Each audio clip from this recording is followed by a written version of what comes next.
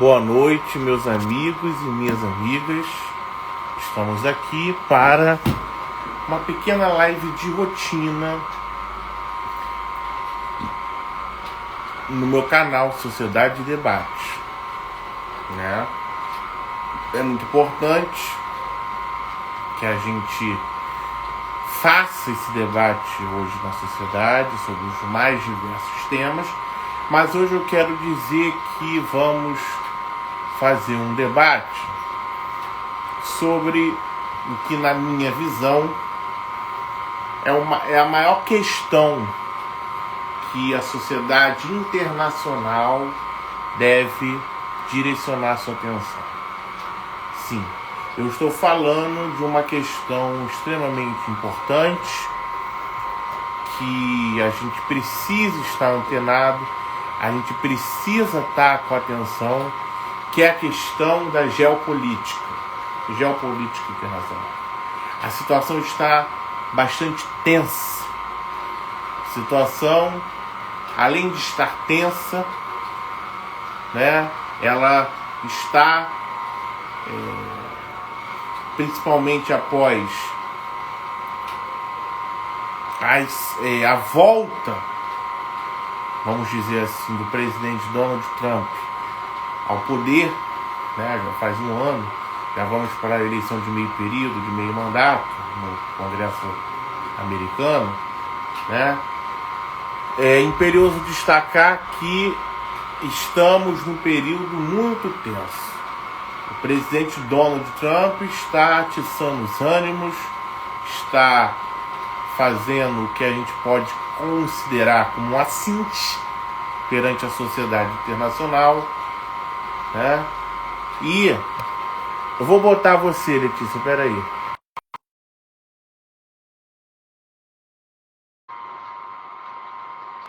Então, Letícia, eu já botei você, tá? Letícia? Oi, boa noite. Boa noite. Eu estou falando aqui, Letícia, que a minha maior preocupação hoje na conjuntura internacional, tá? É a questão da geopolítica, né? A questão da geopolítica internacional que está assumindo contornos muito graves, muito preocupantes, de assinte, né? De assinte. O que significa assinte? Assinte significa provocação, né? Assinte significa provocação. Então, a gente tem um contexto. Letícia, para essa câmera aí. A gente tem um contexto de muita conflagração, né? E a sociedade internacional está no período, né? A Europa, né?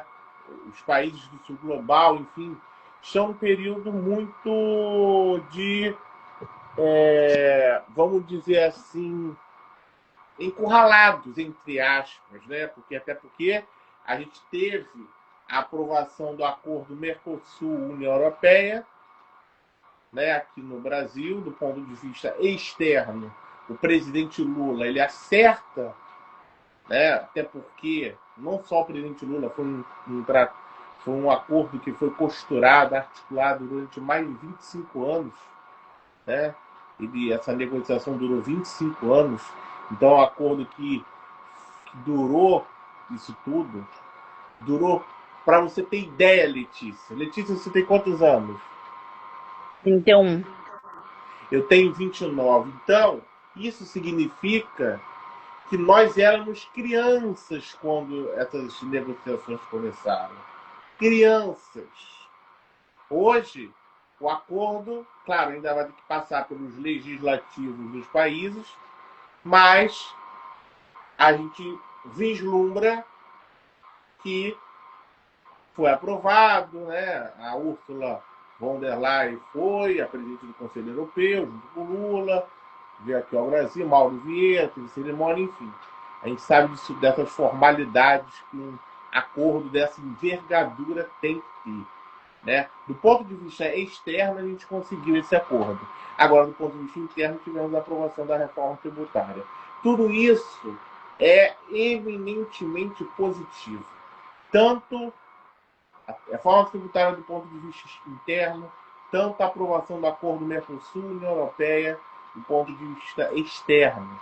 Agora, isso não tira a minha concepção, né, Letícia?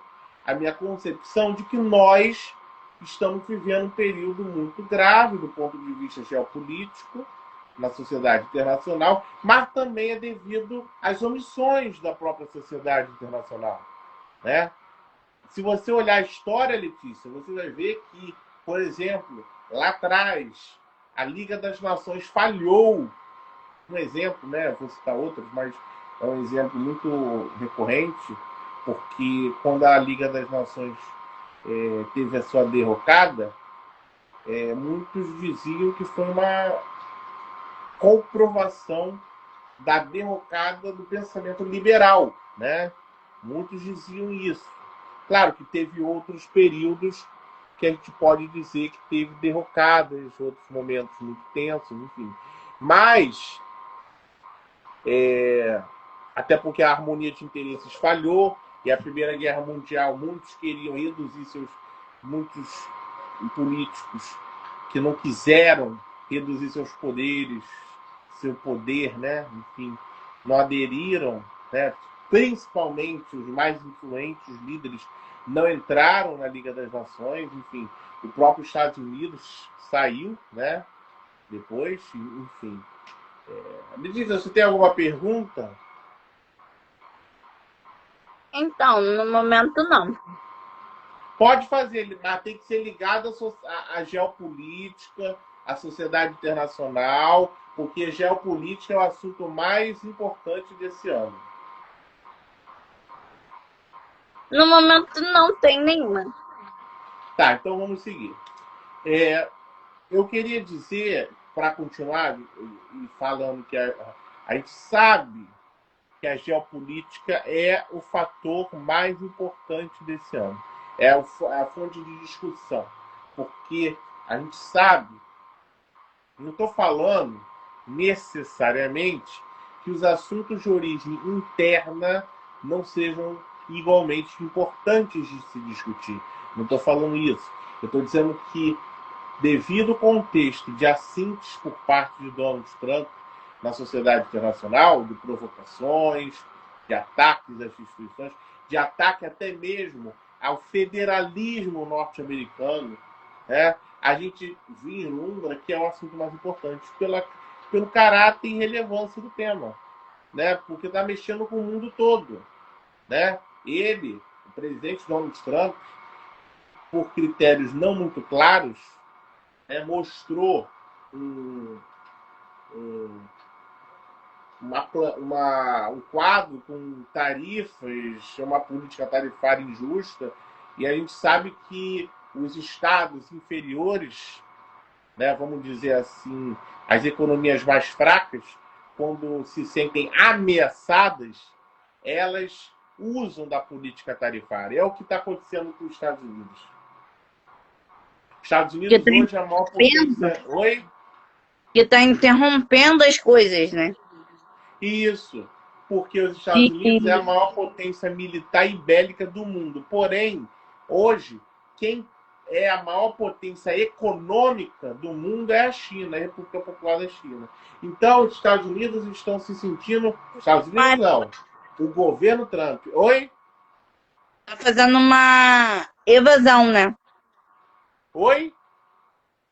Evasão? É, tipo isso. O que está acontecendo é que o governo Trump, a gente tem que diferenciar empresas norte-americanas do governo dos Estados Unidos, por favor. Vamos começar por aí. Mas o governo Trump está se sentindo ameaçado devido a essa envergadura econômica da China, né? Do poder da China, do poder da nova Rota da Seda, do poder da China ter tirado 800 milhões da pobreza do ponto de vista milenar. Então, o que a gente tem que fazer, e isso é fundamental aqui, é esclarecer a população. Esclarecer que, acima de tudo, a gente tem um contexto, temos um contexto, uma conjuntura. O que significa conjuntura? Conjuntura são fatores momentâneos que interferem na realidade. E qual é essa realidade? É que o Donald Trump está voltando com o seu pensamento realista, o realismo político. Se na ciência política a gente tem um grande debate, duas facetas da face da ciência política, por um lado, a utopia e, por outro lado, o realismo, a realidade, ele está assumindo as feias faces de um realismo político. Um realismo político que está extrapolando suas funções. Se antigamente não podíamos, quer dizer, não podíamos, quando eu digo que não podíamos, é porque é uma constatação fática. Nós sabemos que existe uma tensão entre valores morais e uma ação política exitosa, né? Nós sabemos que, além de ter uma tensão entre valores morais e uma ação política exitosa, sabemos que, por mais que a política deva ficar separada dos demais ramos da vida social, né? Outros ramos da vida, nós não somos ingênuos o suficiente para não acreditar que tanto o aspecto religioso e econômico estão subordinados à política como a gente conhece. Tanto o aspecto religioso, tanto o aspecto econômico estão subordinados à política.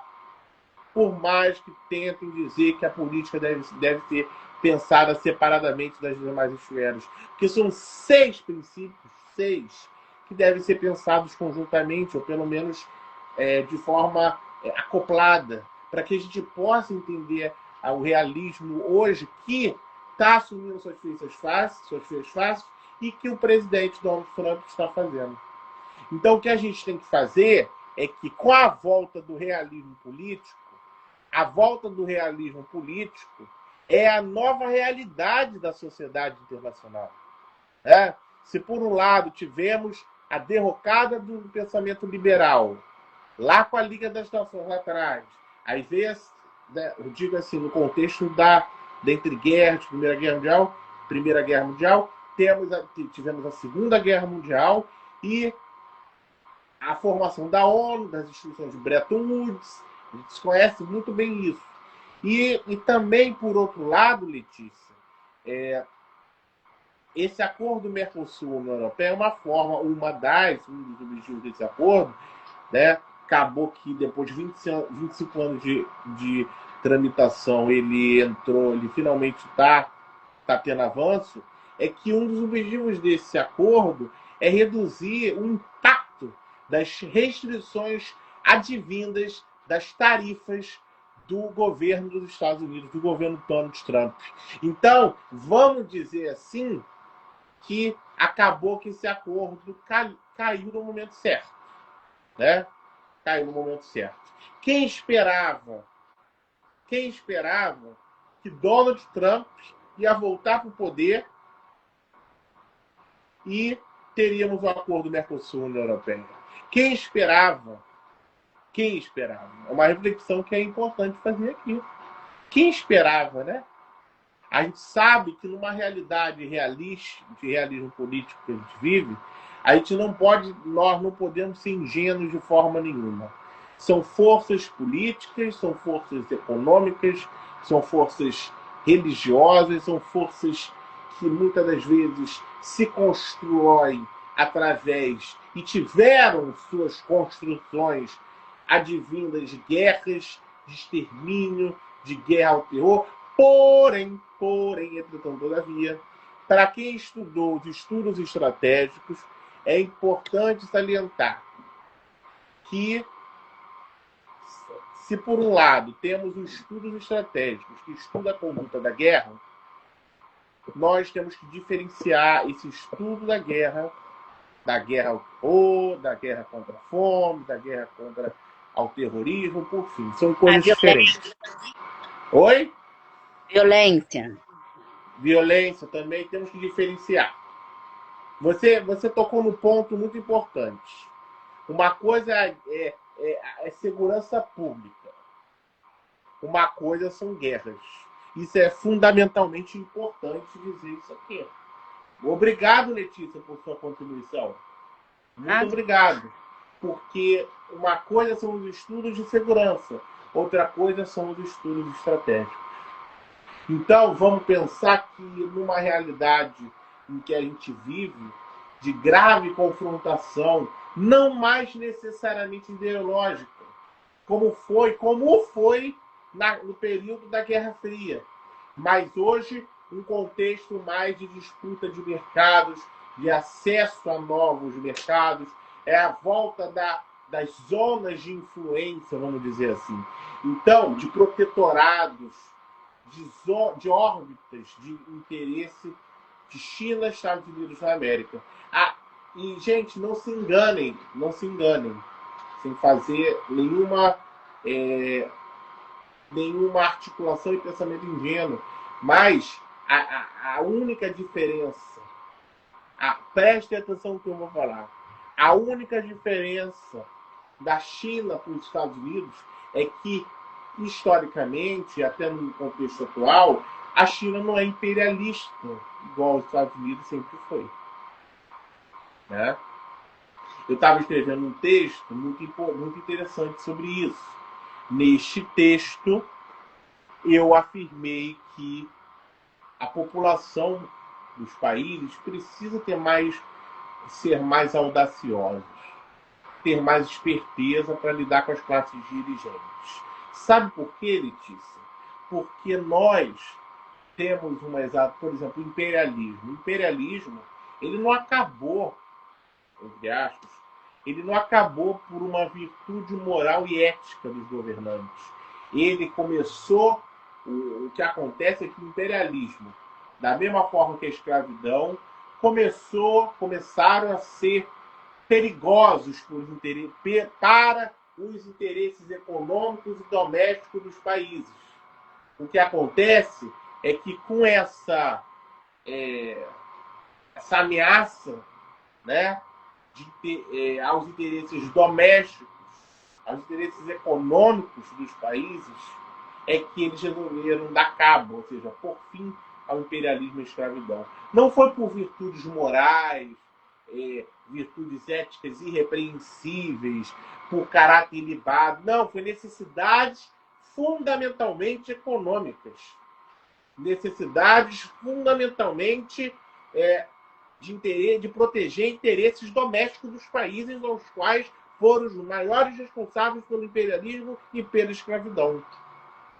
Então, se por um lado a gente tem que sim pensar na política com utopia, até porque a carga teórica é muito importante, mas por outro a gente tem que pensar no que é possível, no realismo, na realidade da sociedade internacional.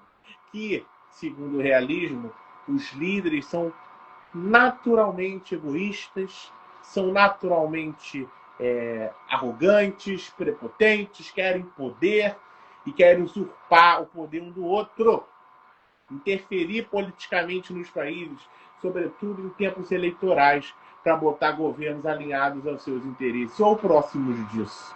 Então, vamos dizer assim, que a realidade é que se por outro lado a gente tem essa realidade utópica, a gente tem a realidade realística do realismo político. Né? Então, vamos dizer que, nesse contexto, temos que saber que na política a razão última é o poder. Na política a razão última é o poder. Não tentem enganar, não tentem tergiversar. A razão última da política é o alcance ou conservação do poder político. Tá? Então a gente tem muitas, por exemplo, a guerra da Ucrânia, a guerra da Rússia contra a Ucrânia, que começou em 2022, né? até hoje você vê que a guerra não acabou, né? Não acabou, continua. A China dá o apoio ambivalente dela a essa situação toda. A Rússia, né, que junto à China são as grandes fiadoras da nova sociedade internacional, e os Estados Unidos nessa profunda sanha geopolítica, né, nessa sanha protecionista e isolacionista, né, porque uma coisa é você falar do protecionismo econômico, né? Uma coisa é você falar do protecionismo econômico enquanto política econômica. Agora, outra coisa é você falar enquanto política, protecionismo econômico, protecionismo e, do ponto de vista político, né, e o isolacionismo do ponto de vista econômico. Então, é a volta. Essa reação do Trump é natural, né? É natural. O que ele está fazendo é, enquanto economia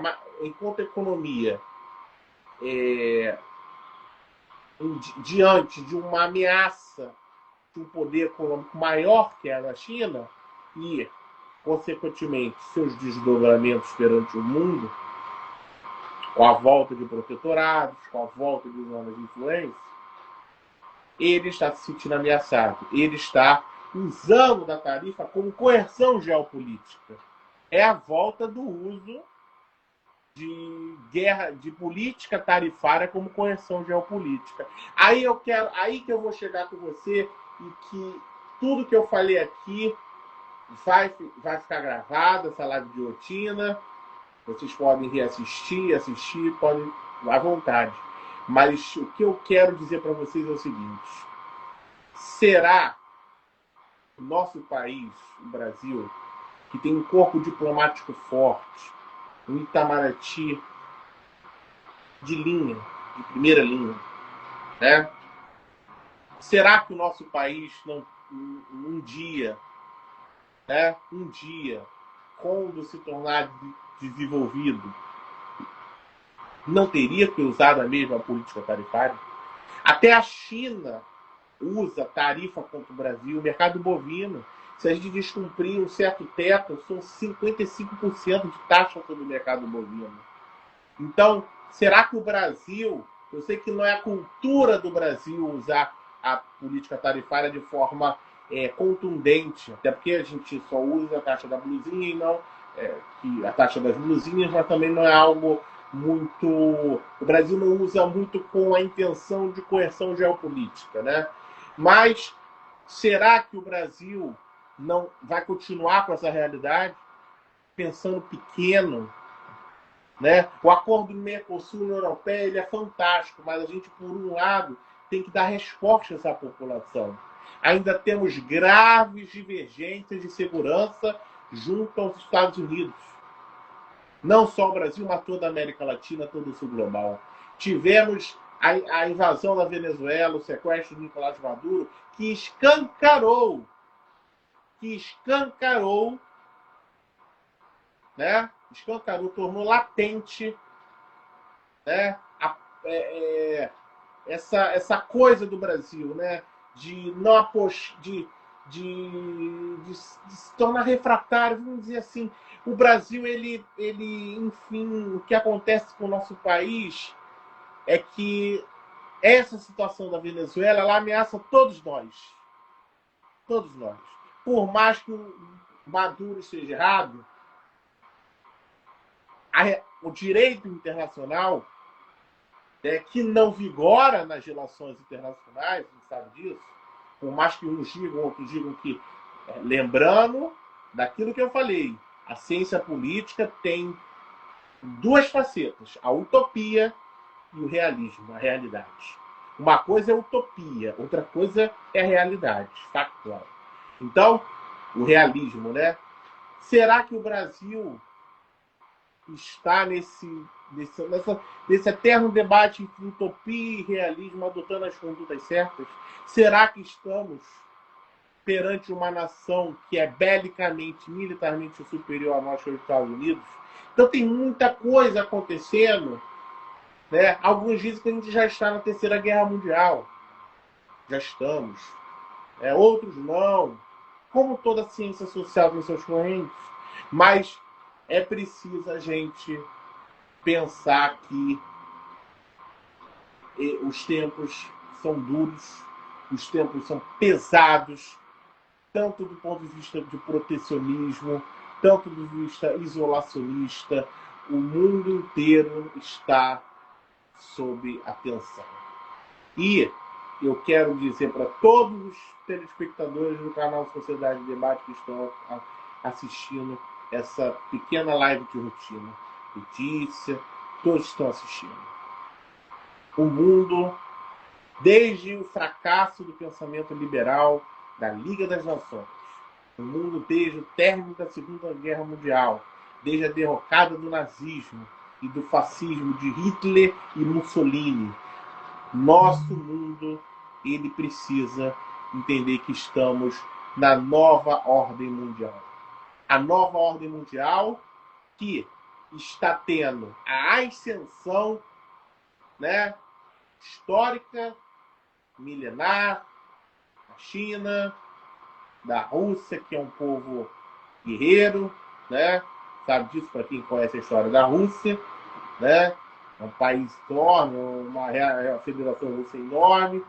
Então, o que a gente tem que fazer é começar a torcer para que aquele velho conceito de que democracias vencem guerras prevaleça. E também o pensamento de Rousseau e de Emmanuel Kant, que afirmavam que governos com base republicana, embora não perfeitos, tendem a equilibrar o poder. O que isso significa dizer? Isso quer dizer que não existe sistema perfeito, não devemos cair naquela tentação de comparar países, mas é uma constatação fática de que a situação que a gente vive hoje tende ao equilíbrio de poder.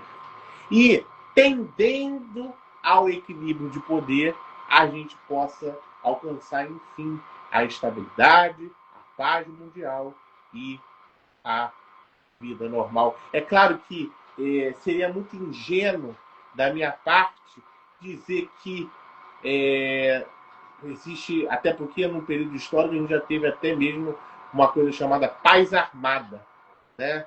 Paz armada. Lá na Primeira Guerra, antes da Primeira Guerra, tivemos esse período antes dela eclodir, né?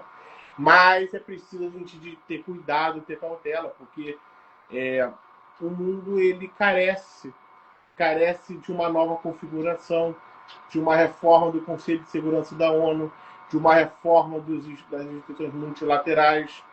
Hoje a gente tem o Banco dos BRICS, que inclusive serve de complemento financeiro ao sistema internacional de Bretton Woods, né, em comparação ao sistema internacional e as instituições financeiras de Bretton Woods, mas não é o suficiente.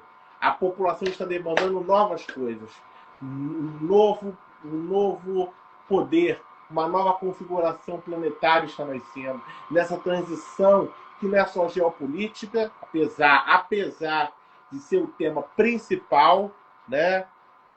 E é o que vai reger o ano, mas toda a questão econômica, religiosa e multicausal da nossa sociedade internacional.